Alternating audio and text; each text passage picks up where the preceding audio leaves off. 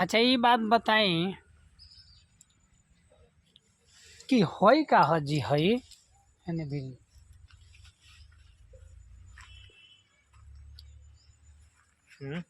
हई का ह हई कौन?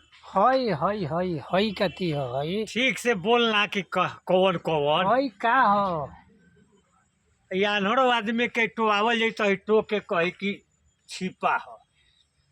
आय ई छिपा ह मर्दे छिपा ना हो हई। बौधे बारा जीवन भर अरे तो छिपा ना हो।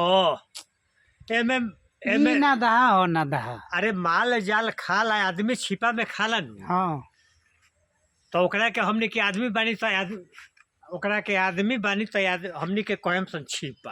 अच्छा तो हमनिए के नु एकरो के छिपा कहम सन। हमनी के जब छिपा न कहम सन तो नाद का बोल से पूछल जाई तो कही कि नाद हो ना ई जब कही ना ई और बात हम मान गई नहीं तो हमनी से पूछनी है हमरा से जो पूछनी है तो हम का खराब कहले बानी बतलाई। ना एकदम राउर बात है सत्य बा। छिपा ना हो एकरा के धोए खातिर हाँ हम वही धोइले उठा के।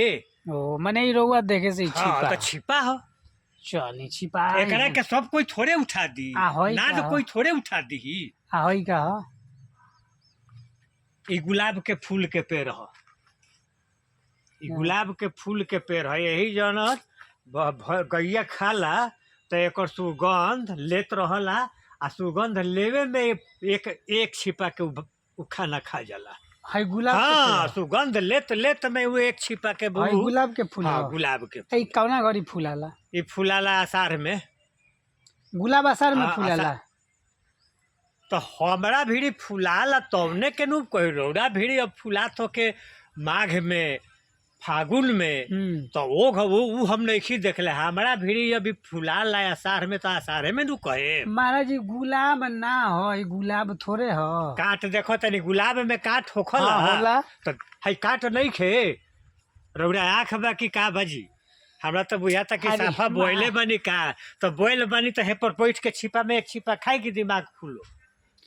अरे नीमो के पेड़ ह नीमो के फूल ना हो हम नीमो के देखले बानी कि ऊपर नीमो फड़ल रहला है पर कहाँ फड़ल बा हमरे के उल्टा सबसे गाधा आदमी से हमरा आज भेंट हो गई बताए नीमो के पेड़ के मर्द कतन की गुलाब के पेड़ ऐसन हमरो बोले आदमी से भेंट हो गइल कि बिना मतलब के दिमाग काम बाकी ना को। आ हई कहीं जो हई तरबूजा के पेड़ ह एकरा के कहीं जो तरबूजा काहे ह हम कहब कि तरबूजा के पेड़ है तो दुनिया जानत बाटे कि कोहड़ा के पेड़ है। दुनिया जानत बा कि कोहड़ा के पेड़ है। हई और का है का एकरा के ना कहे कि कोहड़ा फड़ल देखा दी कोहड़ा अब है तो बतिया अब है तो बतिया धइले कैसे कहे बड़ बुझी देखी कोहड़ा देखी अभी बतिया धइले भाई सब देख ली है देख लेनी और देखी होने ये गिरे है देख ली है कोहड़ा है देख ली अभी अंगुली से मन छुए हाथ से छू दे ओकर बाद दोसर बात। हां हई हई कहतनी है के लगे हाँ हाँ हाँ हाँ वो कोहड़ा सब अभी छुई मत न तब अथी हो जाई बच्चा मर जाला। ये अमरूद ह महाराज और मूद ह कहाँ कैसन मर्द सब बक्सो दे बारन और मूद के मर्द कहते कुआरा के पेड़।